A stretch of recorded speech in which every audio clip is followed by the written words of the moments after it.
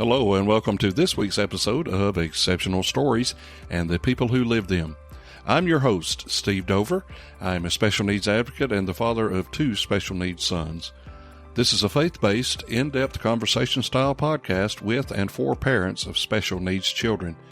Each episode will feature parents of special needs kids who are making a difference. Every day, these superstar parents tackle the ups and downs of life. This podcast will let you have a front row seat to hear how they do it, why they do it, and what you can learn from their experiences as they share their exceptional stories. Let's get started.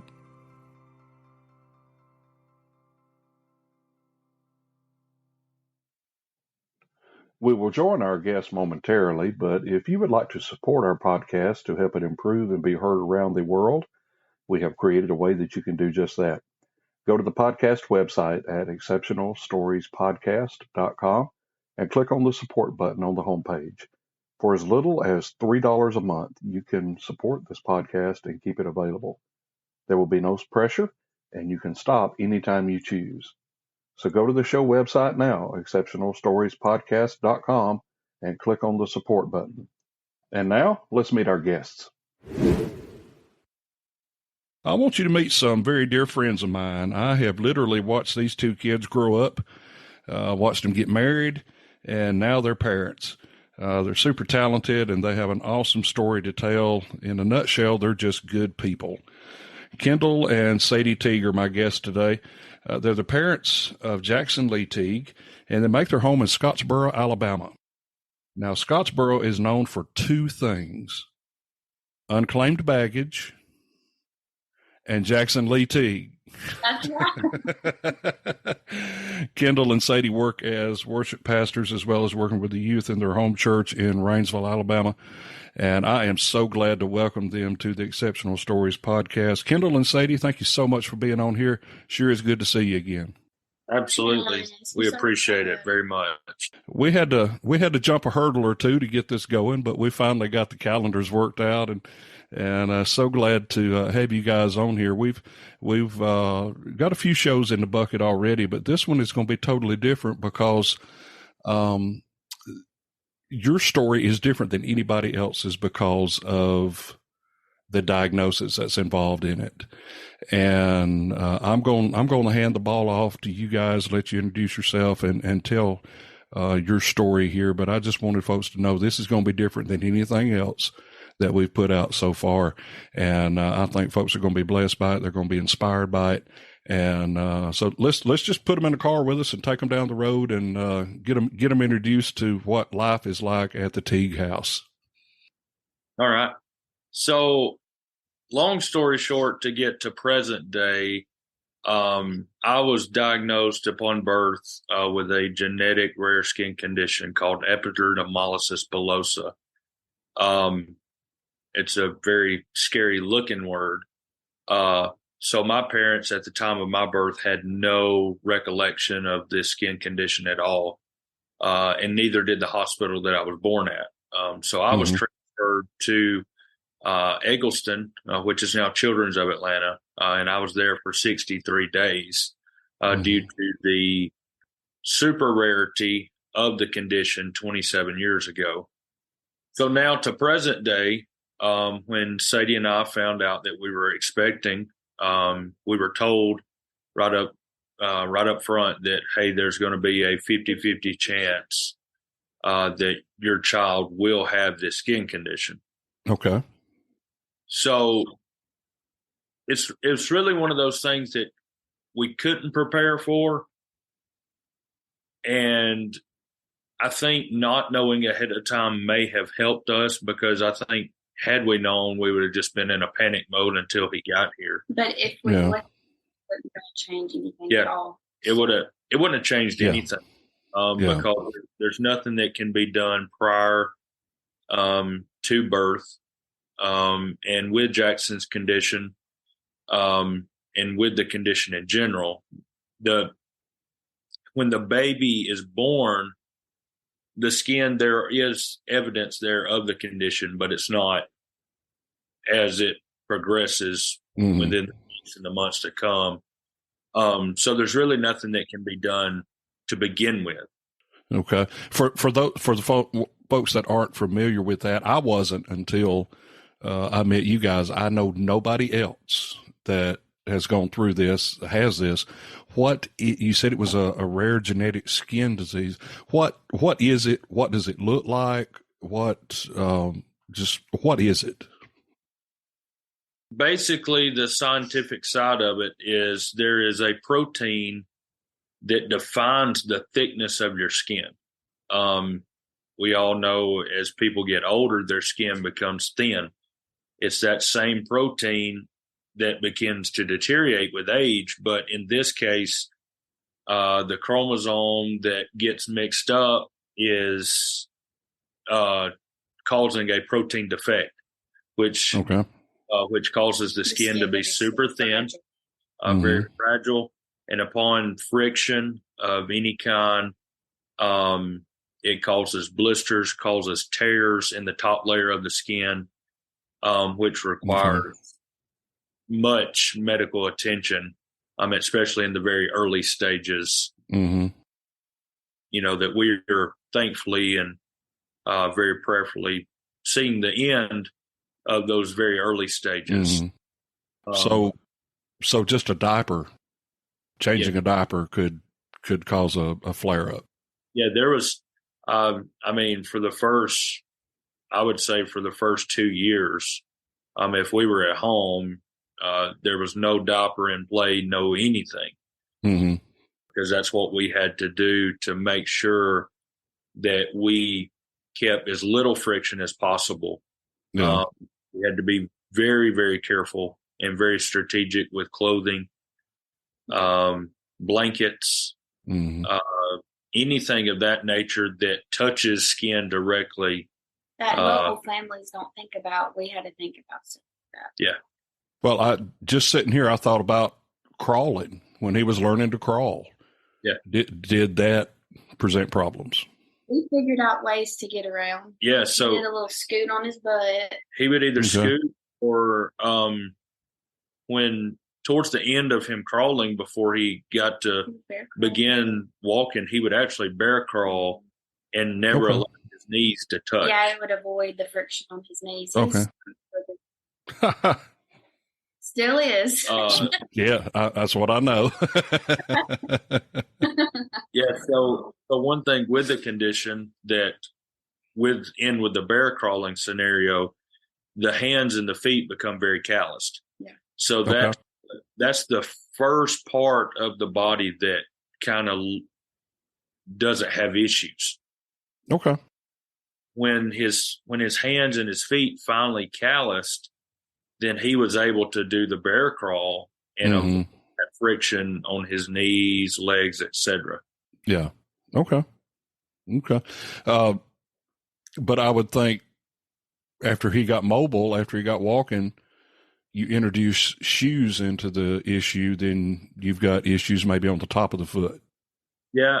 I don't think we had any major issues other than, another one of those things that a lot of families don't have to think about is we had to be cautious on how long we let him wear the shoes.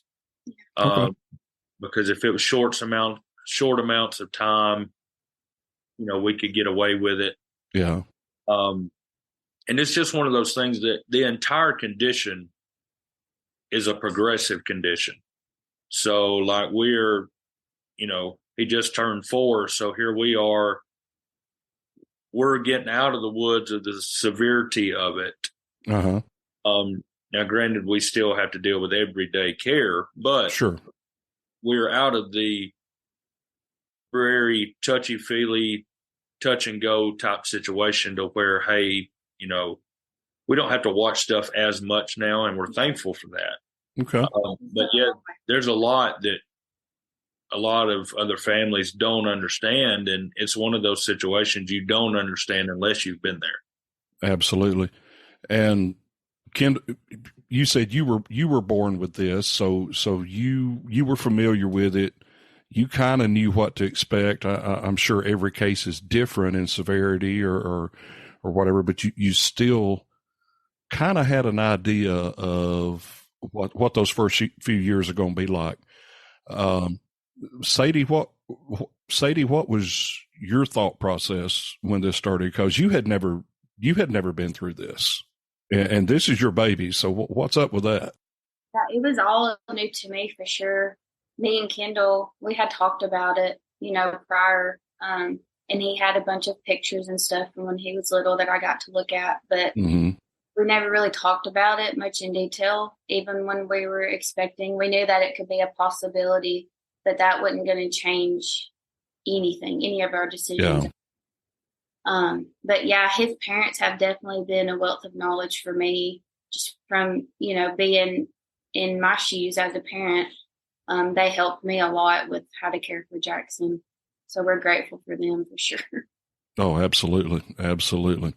How, kind of tell me about his daily care, early versus, you said he's 4 years old now. We're going to get into what he's doing now here pretty soon, but, how has his care changed or progressed as he has started getting toward the end of this first phase of it, this first few years of it? Stay with us. We'll be right back. Hey, Exceptional Stories family. We've got something very exciting to share. We want to put the spotlight on you. If you're a special needs parent or caregiver, we want to hear your questions for an upcoming Q&A episode.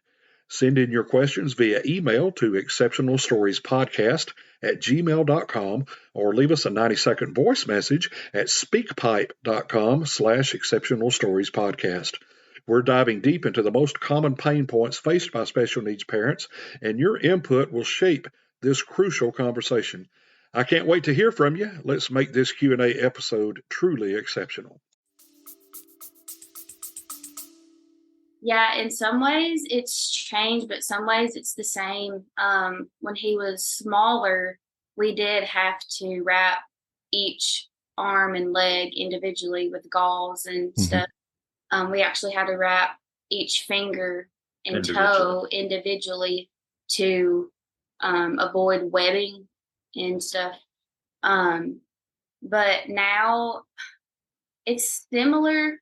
Some of his skincare now, I have to, every night after he goes to sleep, I have to pop his blisters, drain him, do the whole cream every single night. But thankfully, he has come a long way.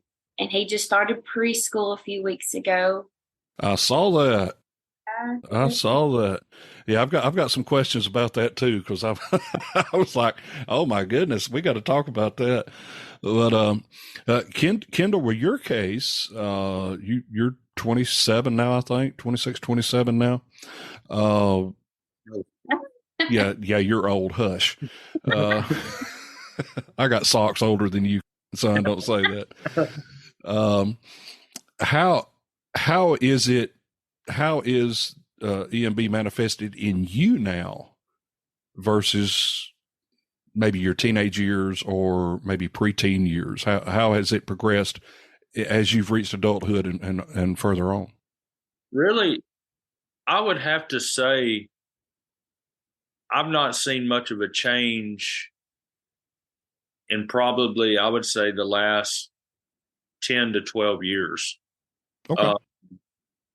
You still have issues. I still have issues, especially even today. He had to pop some especially when he got home from work.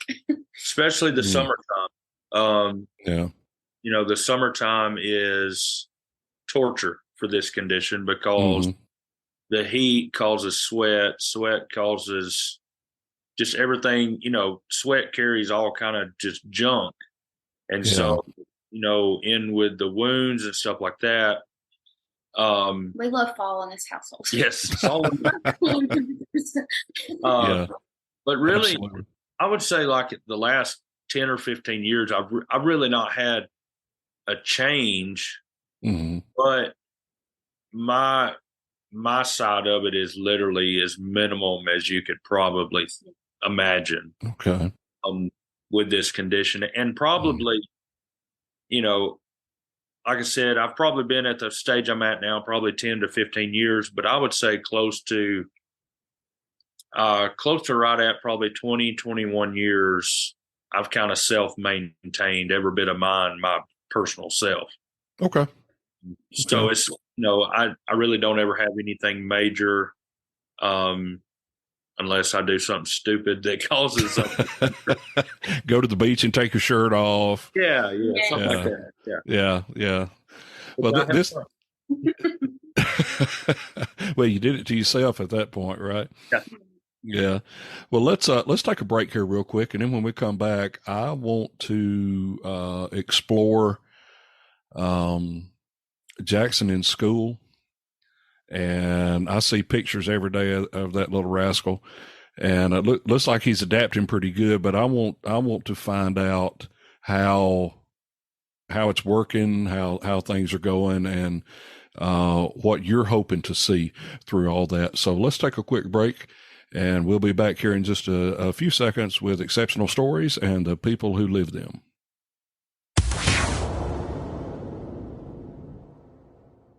Hey, everyone.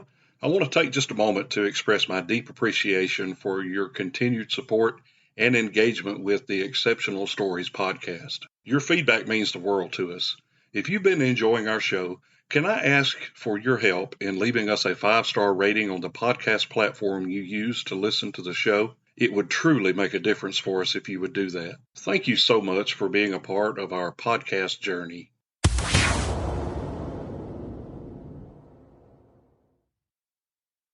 All right, we are back with Exceptional Stories and the people who live them. Have some great friends here with me, Kendall and Sadie Teague, and we are talking about the one and the only Jackson Lee Teague, Scottsboro's All-Star.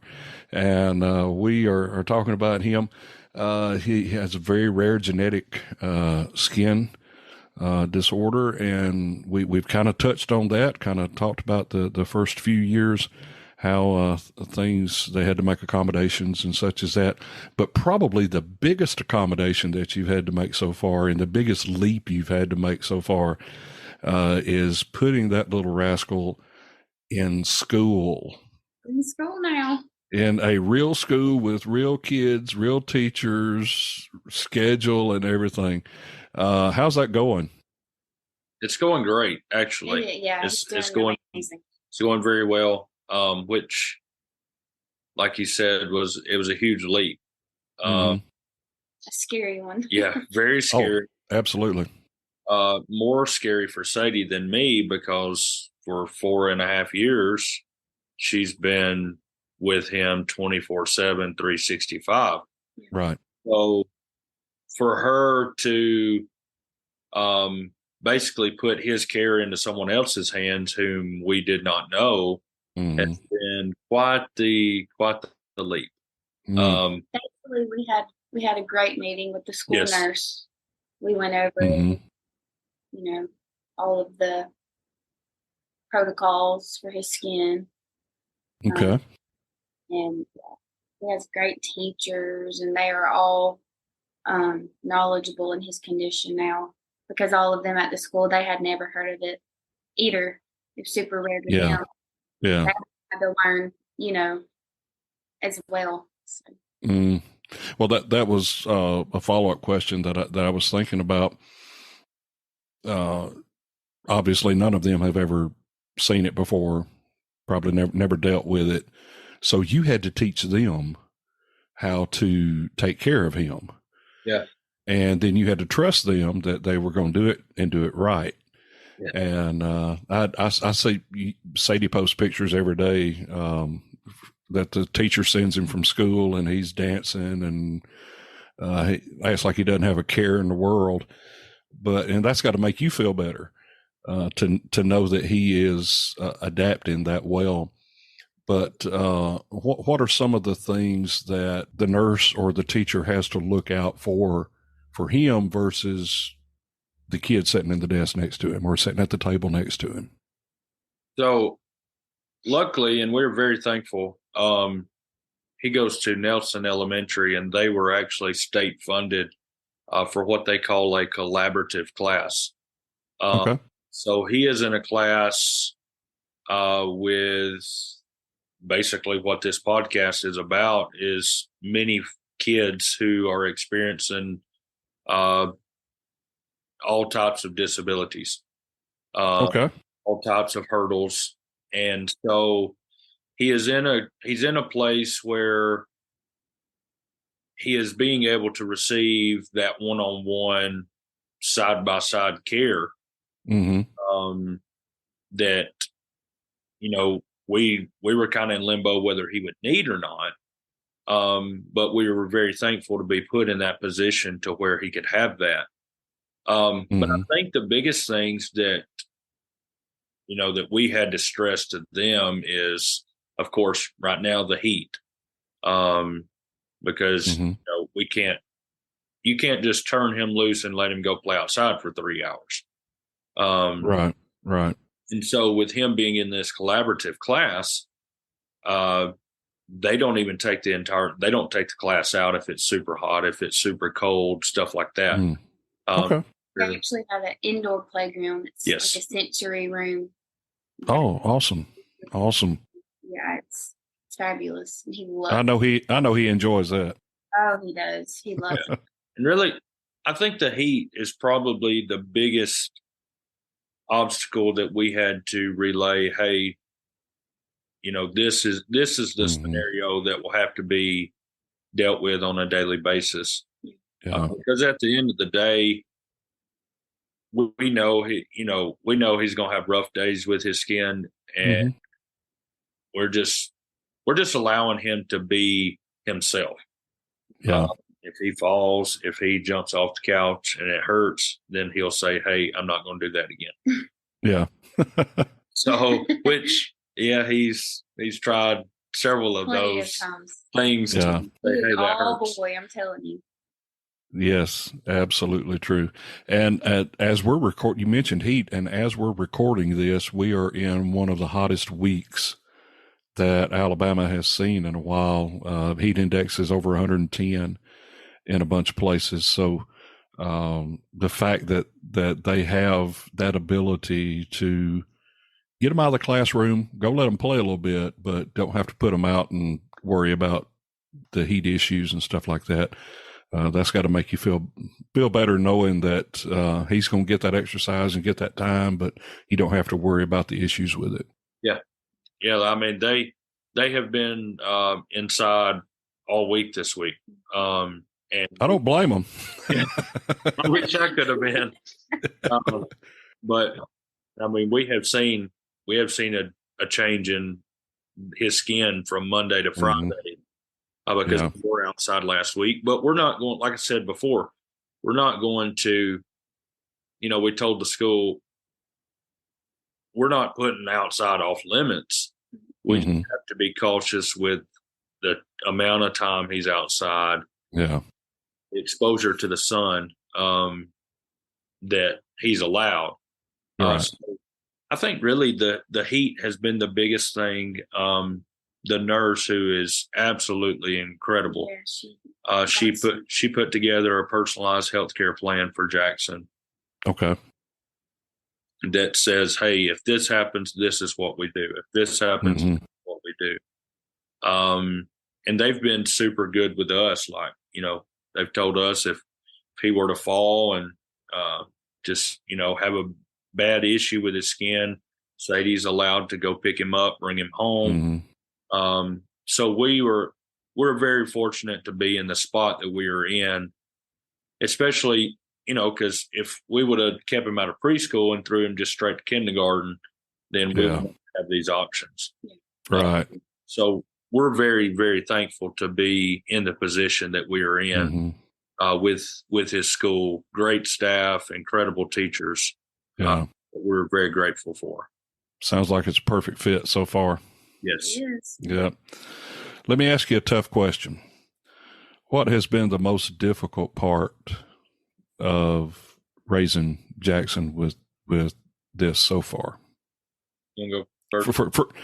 And each one of you may have a different view on this, and that's fine. But personally, what has been the biggest, the most difficult thing for you as a parent during this process? I think for me, and our answers will be very different. I think for me, the biggest thing is knowing to an extent what I have went through, and then knowing that he will have to go through the same thing, and there ain't nothing I can do about it. I think has probably the hardest thing for me. I dealt with guilt for a while, that basically trying to put blame on myself. But I had to realize that, hey, at the end of the day, it is what it is. There's nothing that we can do to change it at this point. He was sent to us, God, for absolutely.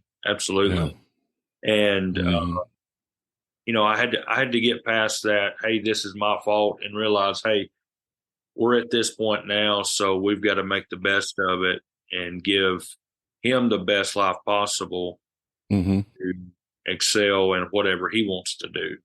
Yeah. Sadie, how about you? This is probably a super raw answer, but probably just, it's hard for me to remember for him to look different, that it's okay. Because there have been several times we have been out in public and people look at him and maybe think it's burns, he might be abused, he might, and there's been a few times people have said something, like, I would take that baby home and just love him, and it makes us feel terrible. But just that side of his condition is super, super hard. But he has come a long way, and I just have to look at that and be thankful that he has come as far as he has. Yeah, and he's got a lot further to go too. Yeah, a lot further to go. And you're right, kids will be kids, and I'm sure you went through that, Kendall, as well, with being picked on and things being said behind your back or even to your face. And so that may be coming. We're so thankful that he is in that collaborative classes, because he's able to realize he's not the only one that's different. Yeah. And I think that's really good for him. Yeah. So what, the class that he's in, how many are in the class? Did you say? I don't remember. Boys and 4 girls, so there's only 8 kids. 8 kids. Okay. All right. So is there one teacher and maybe an aide in there, or how do they do that? There's 2 teachers and 2 aides. Oh, wow. Okay. So it's a 2-to-1 ratio. Okay. Yeah. So, and these kids, of course, we don't know any specifics, but these kids range from autism to kids in wheelchairs to, nonverbal. So there's a very wide range of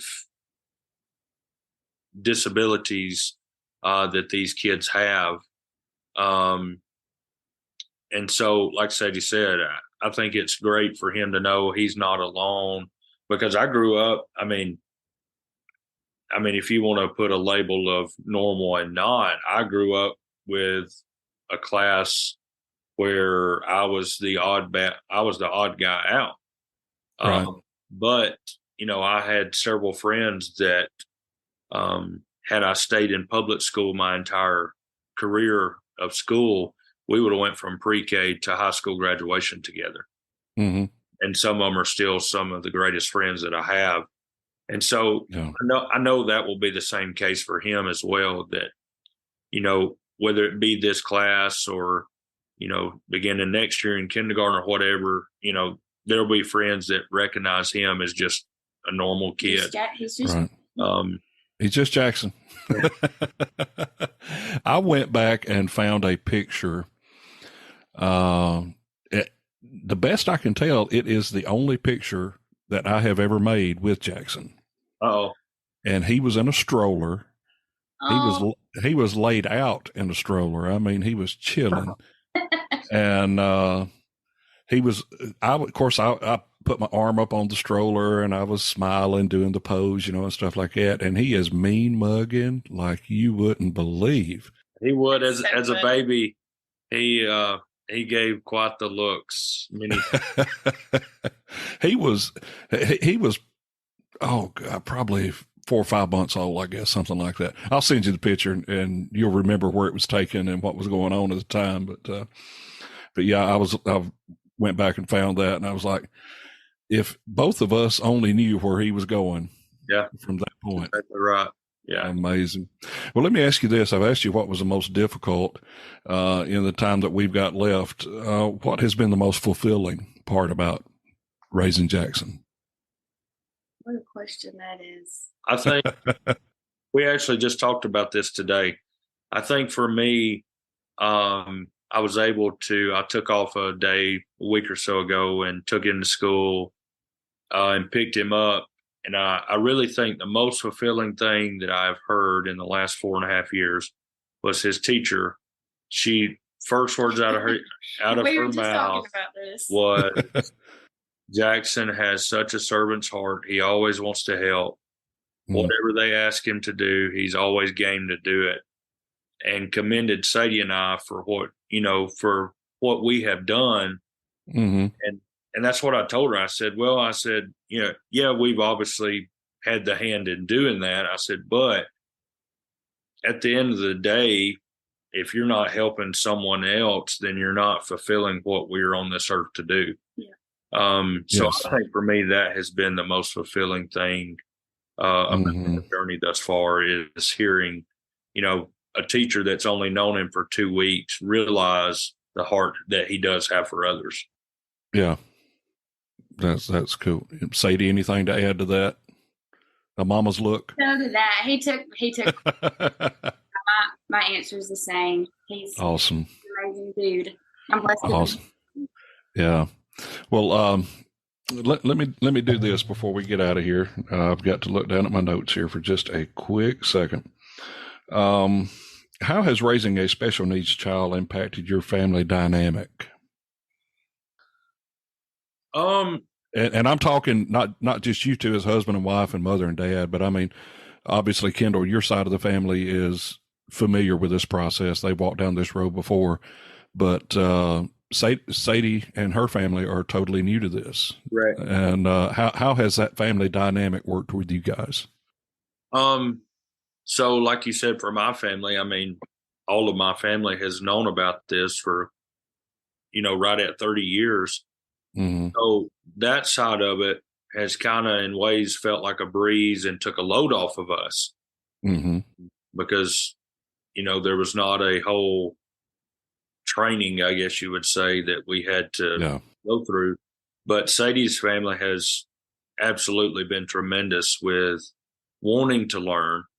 And then once they did learn, hey, this is the do's and don'ts, I mean, they've been game to do whatever they needed to do, whether it's, keep him or, just watch after him. And they've also realized that, hey, though this is the case for him, he can still be a normal child and do kind of whatever he wants to. Yeah, that's what I'm thankful that they haven't been hesitant to treat him, any different with his condition. They treat him the same, and they're not afraid to get down on the floor with him and wrestle him. He loves messing and wrestling with his aunts and stuff. But it's just it's been new for my side of the family, but they've been amazing with it for sure. Sure. And from somebody on the outside looking in, I've seen that, and that speaks well. It really, really does. Well, I appreciate you guys joining us today, and we could talk for hours, and may bring you back once Jackson starts kindergarten. Oh boy! Oh my God. And we'll give you a few weeks to get set. And then when he gets in first grade and 8th grade, and then when he gets his cap and gown, we'll handle all that. But we could talk forever. But I'm so glad we were able to make this work and get you guys on here and share this story. If someone is out there listening to this and maybe they have a child with this condition, would you guys be open to talking with them and maybe helping them or listening to them or something like that? Is that something that you guys might be interested in? Absolutely. We have actually had the opportunity through the state-funded early intervention. We were actually able, or Sadie was, to be able to be in contact with some families. We have met multiple families throughout the country Okay. have dealt with the same condition and had no, just like my family was when I was born, had no idea of what was going on. Yeah. And so, yeah, we've had that opportunity, and we try our best to jump at that opportunity. Okay. Any point that we can. Well, good. Well, I will be sure to put that contact information that you want them to have access to. We'll put it in the show notes so they can reach out to you guys. But I just really appreciate y'all coming on here. I got to see you briefly a couple of months ago, I guess it was. And but y'all had to cut out, and I didn't get to say bye to you. But I appreciate y'all coming on and sharing your story and being willing to help others go down this road. One thing that our family learned when we were going through all this is it is huge to have support and just have somebody you can talk to. I mean, nobody understands everything. Nobody has a magic pill to make everything better. But when you network with other families, with other parents, it seems to help. And that's one thing I want to facilitate here is making that happen. So I appreciate y'all coming on, and y'all, Kendall, your hair's on point. I wish I could serve the video up. And Sadie's got her makeup good, looking good, and I may have to do a screenshot or something here. We'll see how that works. Well, give Jackson a big hug for me, and I'll hope to see you guys down the road. But thank you so much for being with me. Hey, before we go, I want to thank you so much for tuning into this week's episode. If you're the parent of a special needs child and wish to share your story with us, or you know someone we should talk with on the show, send an email to exceptionalstoriespodcast@gmail.com. I also want to invite you to follow us on our social media pages. You can find us on both Facebook and Instagram at Exceptional Stories Podcast. And lastly, if you found this podcast informative and you would like to keep it going, I encourage you to go to our website at www.exceptionalstoriespodcast.com and click on the support button on our homepage. Join us next week as we share another exceptional story.